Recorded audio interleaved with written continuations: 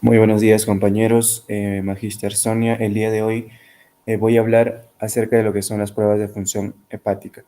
Quien les habla es el licenciado Romario Jonathan Chumbestino, de la segunda especialidad de Enfermería en Emergencias y Desastres de la Universidad Nacional Mayor de San Marcos. Vamos a empezar hablando acerca de lo que es la finalidad de un examen de laboratorio.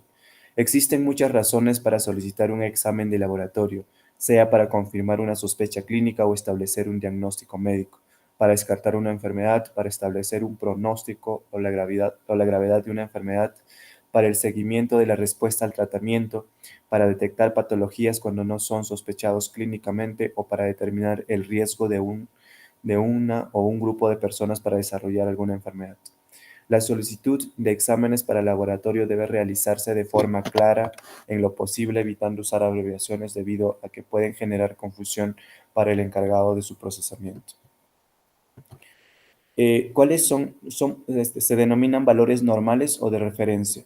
Al ser el término normal muy ambiguo, es recomendable utilizar el valor de referencia porque este establece los límites entre una serie de valores obtenidos en individuos con un determinado estado de salud.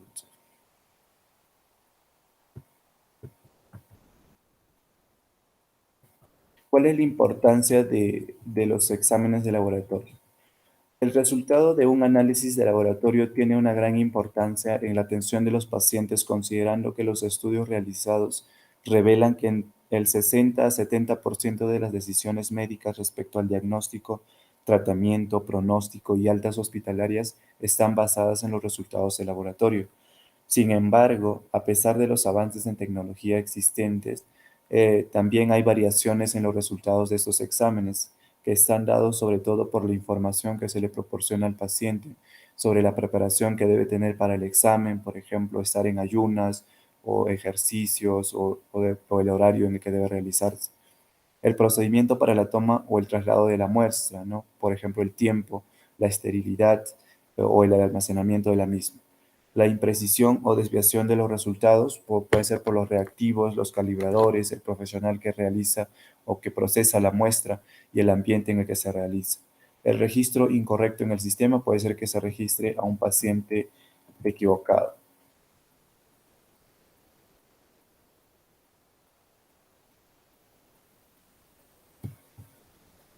Vamos a hablar acerca de lo que son las pruebas de función hepática.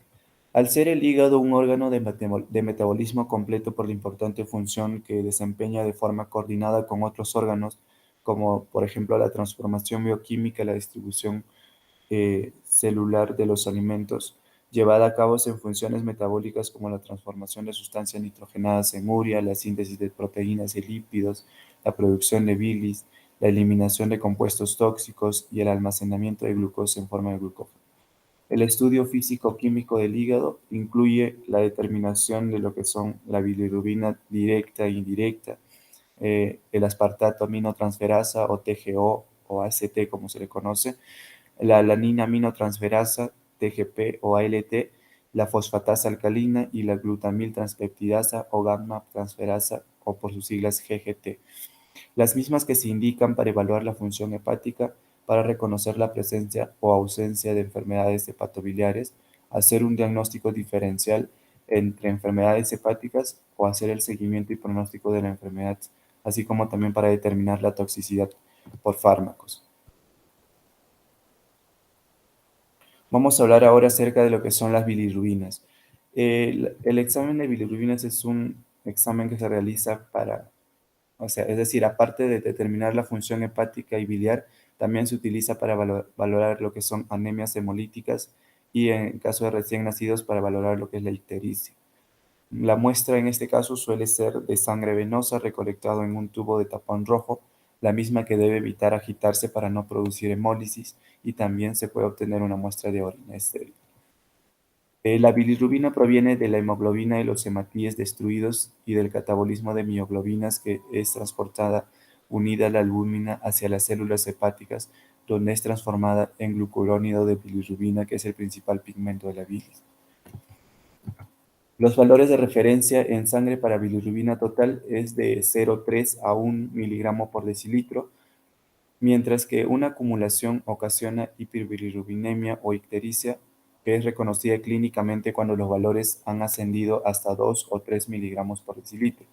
Sin embargo, en el caso de los recién nacidos se presenta ictericia con valores superiores a 5 miligramos por decilitro, siendo los valores críticos para el caso de adultos mayor a 12 miligramos por decilitro y en recién nacidos mayor a 12,9. Los valores de referencia en sangre y orina para bilirrubina tenemos, por ejemplo, en el caso de neonatos, la bilirrubina total de 1 a 12 miligramos por decilitro. En el caso de niños y adultos, bilirrubina total de 0,3 a 1 miligramos por decilitro. La bilirrubina directa de 0,1 a 0,3 miligramos por decilitro y la bilirrubina indirecta de 0,2 a 0,8. En el caso de orina, la bilirrubina total suele ser de 0 a 0,02 miligramos por decilitro. La bilirrubina directa mide la bilirrubina conjugada con el ácido glucurónico a nivel hepático cuyo valor de referencia es por debajo de 0,3 miligramos por decilitro. Mientras tanto, la bilirrubina indirecta mide lo que es la bilirrubina unida a la albúmina en la sangre o también llamada no conjugada, que en condiciones normales sus valores se sitúan debajo de 1 miligramo por decilitro. La bilirrubina tiene importancia clínica para detectar diferentes patologías, ¿no? Mientras una hiperbilirrubinemia no conjugada o indirecta puede deberse a hemólisis, deterioro de la captación hepática o alteración de la conjugación, la hiperbilirrubinemia conjugada o directa puede ser ocasionada por deterioro para su eliminación por el hígado, una enfermedad hepática, sepsis u obstrucción biliar fuera del hígado. En este cuadro se muestra, por ejemplo, las patologías que incrementan la bilirrubina, ¿no? Tenemos, por ejemplo, qué patologías incrementan la bilirrubina directa. En este caso puede ser causada por una disfunción hepatocelular como una cirrosis hepática, una colestasis intrahepática, una infección por espiroquetas, mononucleosis infecciosa, colangitis, sarcoidosis o linfomas. O también puede ser debido a una obstrucción biliar, como por ejemplo en caso de coledocolitiasis, una atresia biliar, cáncer de conducto biliar, colangitis esclerosante, quiste de colédoco o una pancreatitis. Mientras que la bilirrubina indirecta puede ser elevada o incrementada sus valores por, en el caso de un defecto en la producción, puede ser por hemólisis, una eritropoyesis ineficaz, hematomas, inmadurez del hígado, una insuficiencia cardíaca o por deterioro de captación y almacenamiento, como en los casos del síndrome de Gilbert, el síndrome de Krieger-Najjar, el síndrome de Dubin-Johnson, el síndrome de Rotor o por reacciones a fármacos. El incremento de bilirrubinas ocasiona una decoloración de la piel tornándose amarilla. En el caso de los recién nacidos, suele ser fisiológica por la inmadurez del hígado y la deficiencia de enzimas para la conjugación. Un valor de 12,9 miligramos por decilitro requiere de tratamiento lumínico inmediato para evitar el retardo mental o encefalopatías. Por lo general, la ictericia por disfunción hepática o hepatitis ocasiona cantidades elevadas de bilirrubina indirecta, mientras que la ictericia de origen extrahepático, por ejemplo, en el caso de litiasis biliar, incrementa la bilirrubina directa y se puede corregir con cirugía.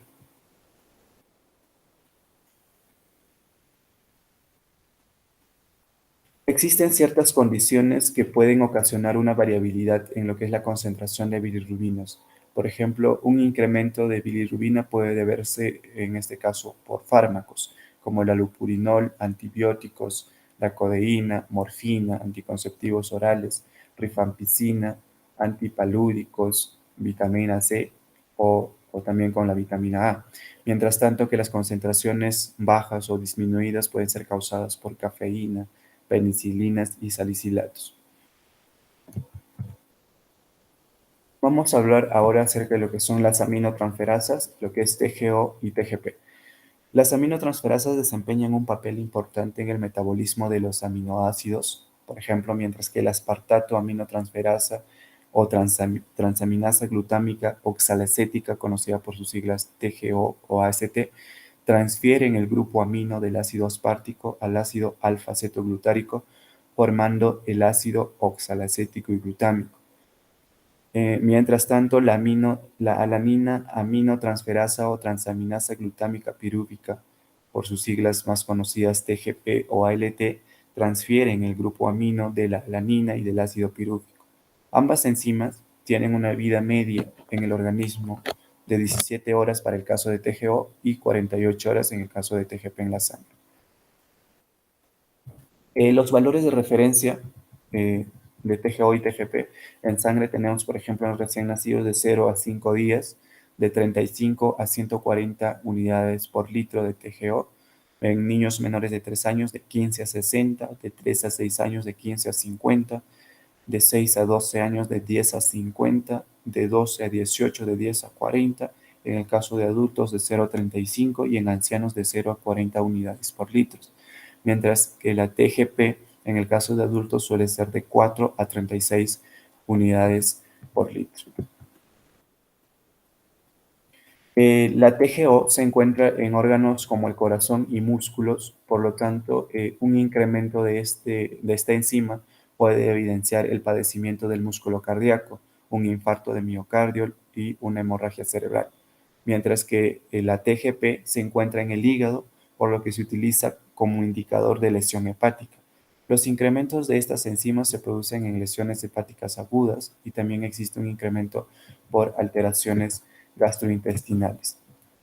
El incremento o disminución de TGO y TGP en forma diferencial son útiles en condiciones como la hepatitis aguda, donde existe una elevación de TGP mayor que TGO.